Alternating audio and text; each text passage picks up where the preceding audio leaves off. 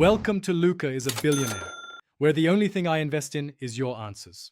You start by confirming prerequisites. Your TV supports HDR and is set to the correct HDMI input.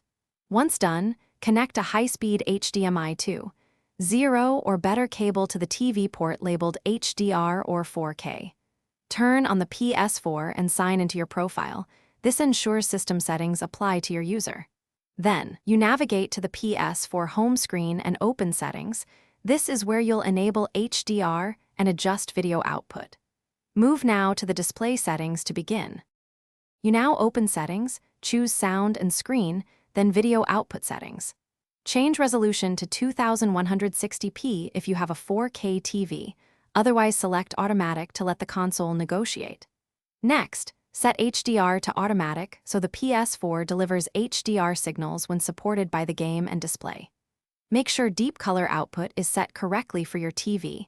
If unsure, leave it on Automatic. Once these options are chosen, the system will test and apply them. Allow a moment for the screen to adjust.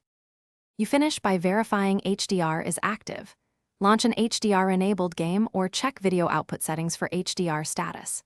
If you see no HDR or the image flickers, first swap HDMI ports and try a different high-speed cable because some TV ports disable HDR.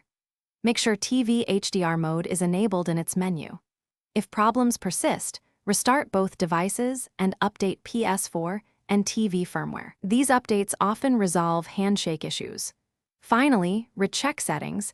If still failing, test on another Thanks for watching and please subscribe. It's the best investment you'll ever make.